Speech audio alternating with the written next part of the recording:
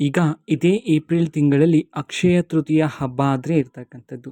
ಇದೇ ಅಕ್ಷಯ ತೃತೀಯ ಹಬ್ಬದಂದು ಯಾವ ಯಾವ ವಸ್ತುಗಳನ್ನು ದಾನ ಮಾಡಿದರೆ ನಿಮಗೆ ಪುಣ್ಯ ಪ್ರಾಪ್ತಿ ಆಗತ್ತೆ, ನಿಮ್ಮ ಮನೆಯಲ್ಲಿ ಸಂಪತ್ತಿನ ಅಭಿವೃದ್ಧಿ ಆಗತ್ತೆ, ಅದೃಷ್ಟ ಪ್ರಾಪ್ತಿ ಆಗತ್ತೆ, ಸಕಾರಾತ್ಮಕ ಶಕ್ತಿ ಮೂಡುತ್ತೆ ಅನ್ನೋದನ್ನು ನಾವು ಈ ವಿಡಿಯೋದಲ್ಲಿ ತಿಳ್ಕೊತಾ ಹೋಗೋಣ.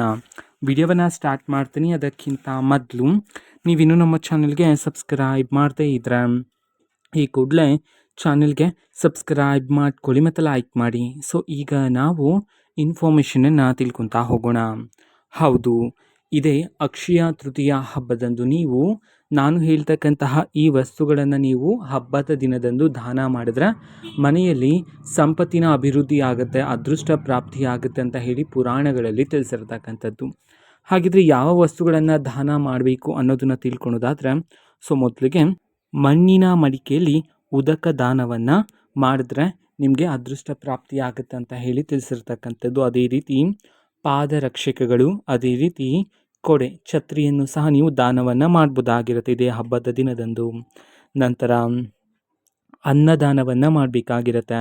ಅನ್ನದಾನವನ್ನು ಮಾಡೋದ್ರ ಮುಖಾಂತರ ನಿಮಗೆ ಪುಣ್ಯ ಪ್ರಾಪ್ತಿ ಆಗುತ್ತೆ. ಅದೇ ರೀತಿ ಬಾರ್ಲಿಯನ್ನು ದಾನ ಮಾಡಬೇಕು. ಬಾರ್ಲಿಯನ್ನು ದಾನ ಮಾಡೋದ್ರ ಮುಖಾಂತರ ಅದು ಸಹ ಒಂದು ಹಳೆಯ ಧಾನ್ಯ ಅದು, ಓಕೆನಾ. ಸೊ ನೀವು ಹಳೆಯ ಧಾನ್ಯ ಆಗಿರ್ತಕ್ಕಂತಹ ಬಾರ್ಲಿಯನ್ನು ಅಕ್ಷಯ ತೃತೀಯ ಹಬ್ಬದಂದು ದಾನ ಮಾಡೋದ್ರ ಮುಖಾಂತರ ಸಂತೋಷ ಸಮೃದ್ಧಿ ಪ್ರಾಪ್ತಿಯಾಗುತ್ತೆ ಅಂತ ಹೇಳಿ ಪುರಾಣಗಳಲ್ಲಿ ತಿಳಿಸಿರ್ತಕ್ಕಂಥದ್ದು. ನಂತರ ವಸ್ತ್ರದಾನ, ಅದರಲ್ಲೂ ಸಹ ಹಳದಿ ಮತ್ತು ಕೆಂಪು ಬಣ್ಣದ ವಸ್ತ್ರದಾನವನ್ನು ಮಾಡಿದ್ರೂ ಸಹ ಅದೃಷ್ಟ ಪ್ರಾಪ್ತಿಯಾಗುತ್ತೆ. ನಂತರ ಶ್ರೀಗಂಧದ ದಾನವನ್ನು ಮಾಡ್ಬೋದು. ನಂತರ ಪುಸ್ತಕ ಅಥವಾ ಲೇಖನಿಯನ್ನು ದಾನ ಮಾಡ್ಬೋದು. ನಂತರ ಕಲ್ಲುಪ್ಪನ್ನು ದಾನ ಮಾಡ್ಬೋದು, ಸಮೃದ್ಧಿ ಆಗುತ್ತೆ ಮನೆಯಲ್ಲಿ. ನಂತರ ಬೆಲ್ಲ ದಾನವನ್ನು ಮಾಡ್ಬೋದು, ಅರಿಶಿನ ಕುಂಕುಮ ದಾನವನ್ನು ಮಾಡ್ಬೋದು. ನಂತರ ಅದು ಸಹ ತಾಂಬೂಲ ಸಮೇತ ಅರಿಶಿನ ಕುಂಕುಮವನ್ನು ತಾಂಬೂಲದ ಸಮೇತ ದಾನವನ್ನು ಮಾಡಿದ್ರೆ ನಿಮ್ಮ ಮನೆಯಲ್ಲಿ ಸಂಪತ್ತಿನ ಅಭಿವೃದ್ಧಿ ಆಗುತ್ತೆ ಅಂತ ಹೇಳಿ ಪುರಾಣಗಳಲ್ಲಿ ತಿಳಿಸಿರ್ತಕ್ಕಂಥದ್ದು.